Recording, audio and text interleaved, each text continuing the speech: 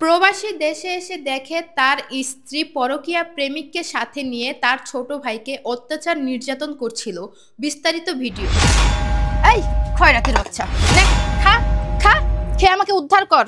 সারাদিন শুধু খাই আর খাই, খাওয়া ছাড়া কিছুই বুঝোস না, খা।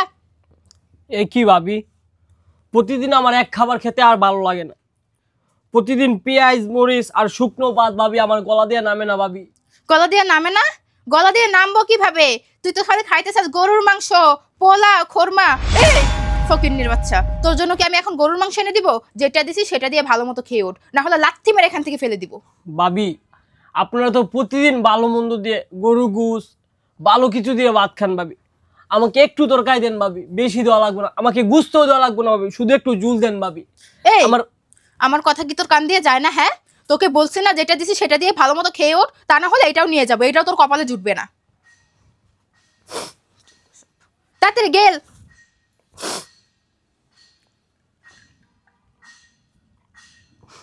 ভাবি আপনি আমার সাথে এমন করতেছেন কেন ভাবি? ভাবি আপনিই বলেন প্রতিদিন কি এক খাবার খেতে আর ভালো লাগে? পান্তা ভাত, পেঁয়াজ মরিচ। ভাবি আমি কিন্তু আপনার কাছে গুস্ত চাই নাই ভাবি, আমাকে একটু জুল দেন ভাবি। এই জুল দিয়ে আমি পেট ভরে ভাত খাবো ভাবি। আমাকে একটু দয়া করেন ভাবি, একটু দয়া করেন ভাবি। আমি তো আপনার ছোট ভাইয়ের মতো ভাবি, আমাকে একটু জুল দেন না ভাবি। ও আচ্ছা, শুকনা ভাত তোর গলা দিয়ে যাচ্ছে না? না ভাবি। ও, এটা তো তুই আমাকে আগে বলবি, তোর জন্য আমি সেই ব্যবস্থাও করে দিচ্ছি। দাঁড়া, নে গেল গেল, ফকিন্নির বাচ্চা। এই কথা কান দিয়ে যায় না তোর? যায় না? হ্যাঁ, তোকে না বলেছে এটা খেতে, এটা খাবি না কেন? হ্যাঁ, তোর জন্য এখন আমি গরুর মাংস নিয়ে আসবো, যেটা দিয়েছি সেটা সুন্দর মতো খাবি। তা না হলে না এক লাথি মেরে তোকে এই বাসা থেকে বের করে দিব। তোকে যে এখানে থাকতে দিয়েছি, খেতে দিচ্ছি, এটাই তোর চার কপালের ভাগ্য। বেয়াদবের বাচ্চা, যেটা দিয়েছি সেটা সুন্দর মতো খা। ভাবি একটু দয়া কর না ভাবি, একটু দয়া কর। এই চুপ কর। দয়া করবো না? এই কি দয়া করবো? কি দয়া করবো? তোর উপরে কিসের দয়া করব? তোকে যে খেতে দিয়েছি এটাই তো অনেক। আর তুই বলিস কি তুই আমার ছোট ভাইয়ের মতো? এই তোর মতো একটা খয়রাতি কামলা আমার ছোট ভাই হয় কিভাবে? আমার ছোট ভাই হয় কিভাবে? তোকে আদর আপ্যায়ন করতে হবে তাই না? দাঁড়া, তোর ব্যবস্থা আমি করতেছি। জিসান, জিসান এদিকে আসো তাড়াতাড়ি। জিসান, দেখ আজকে তোর কি অবস্থা করি। কি হয়েছে? এত চিল্লাচিল্লি করতেছো কেন? আরে দেখো না, এই ফকিন্নির বাচ্চাটাকে খেতে দিয়েছি আর কত কথা বলতেছে। ভাবি আমাকে ঝোল দেন, আমাকে তরকারি দেন, এটা দেন সেটা দেন। এখন বলতেছে ভাবি আমি তো আপনার ছোট ভাইয়ের মতো। ছোট ভাইয়ের মতো? আমার ছোট ভাইয়ের মতো? এত বড় সাহস! এই তোকে যেটা দিয়ে ভাত খেতে দিয়েছে সেটা খেয়ে চুপচাপ উঠে যা, নয়তো এটাও তোর কপালে জুটবে না। আর কি বললি? ছোট ভাইয়ের মতো? শোন, তুই এবারে কামলা, কাজের ছেলে, কাজের ছেলে কাজের ছেলের মতো থাকবি। যদি বেশি বাড়াবাড়ি করিস না তাহলে পান্তা ভাত কাঁচা মরিচ তোর কপালে জুটবে না। কামলার ভাই কামলা, না খেয়ে মরবি। তোর ভাই তো বিদেশে কামলা দেয় আর তুই এখানে কামলা দিবি। আর যদি কামলা দিতে না পারিস তাহলে বাসা থেকে ঘাট ধাক্কা দিয়ে বের করে দিব। আর কি বললি? এই খাবার তুই খাবি না? এই ধরো তো, এই খাবার খাবে না কিভাবে সেটা দেখি। ধরো, খা খা খা খা। খাস না। চুপ, একটা কথা বলবি না আজকে থেকে। এগুলো খাসটা কেন? তুই মর, তুই মরলেও তো আমি বাঁচি, মরলেও বাঁচি। ওর এইভাবে কাজ হবে না। লাঠি আনো তো, ওর আজকে উচিত শিক্ষা দিব। দাঁড়াও। না ভাইয়া, আমার মায়ের না ভাই, আমার তরকারি লাগবো না। আমি পানি ভাতি খাইতে পারবো। আমার মায়ের না ভাবি, মায়ের না ভাবি। কি সমস্যা তোর? হ্যাঁ, কি সমস্যা? কি সমস্যা? হ্যাঁ, মারো, জোরে জোরে মারো। মরতে পারিস না? মরতে পারিস না? মরতে পারিস না? হ্যাঁ, ওঠ ফকিন্নির বাচ্চা। এই বাসা থেকে বের হ। আজকের পর থেকে তুই এই বাসায় কখন আসবি না। তোকে যদি বাসার আশেপাশে দেখি না তাহলে তোর হাত পা ভেঙে ল্যাংড়া করে পাঠিয়ে দেবো। যা।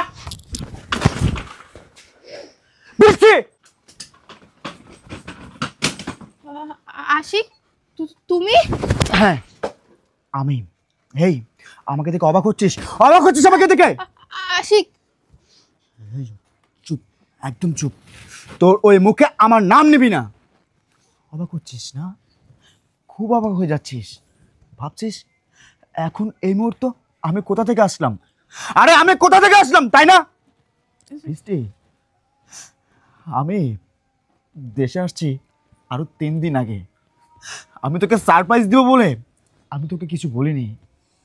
হঠাৎ করে বাসায় চলে আসছি কারণ আমি চিন্তা ভাবনা করেছি আমি আমার ওয়াইফকে সারপ্রাইজ দিব, একসাথে এবার ঈদ কাটাবো।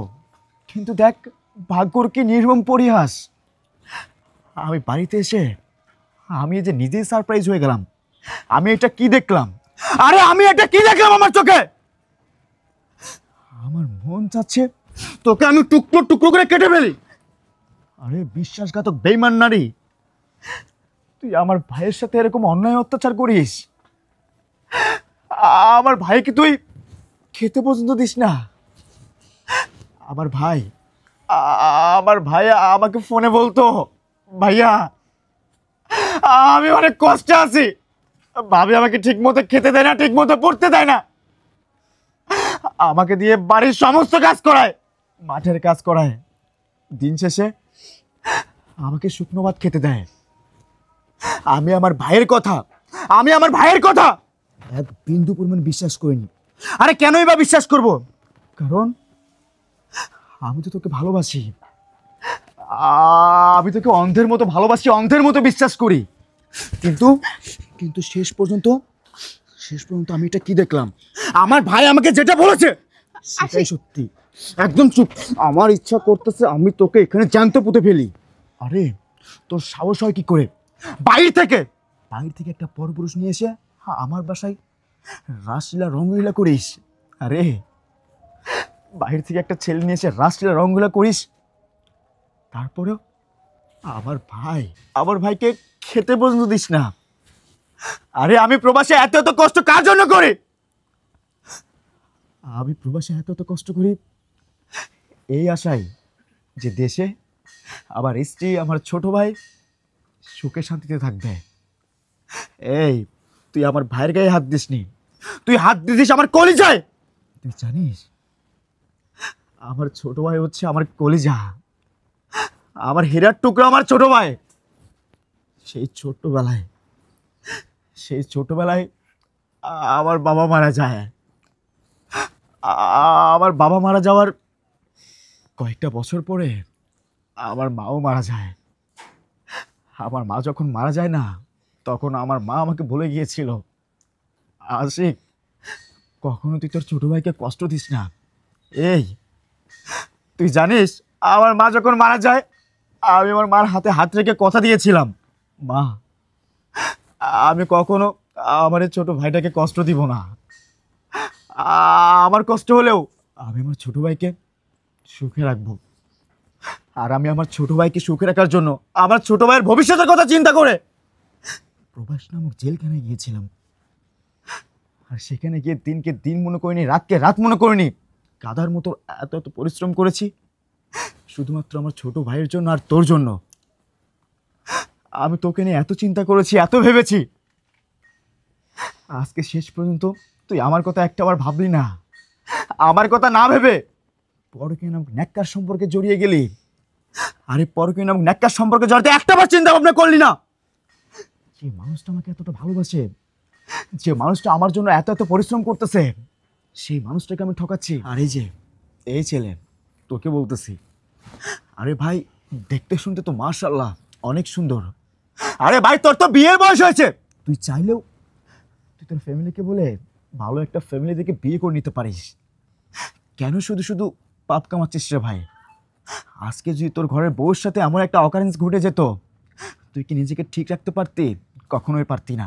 আরে ভাই বউ বাদ দে না, আজকে যদি তোর ঘরের বোনের সাথে এমন একটা জঘন্য কাজ ঘটতো, তুই কি ভাই হিসেবে নিজেকে কখনো কন্ট্রোল করতে পারতি? কখনোই পারতি না। আর আমি তোকেই বা সব কেন বলছি?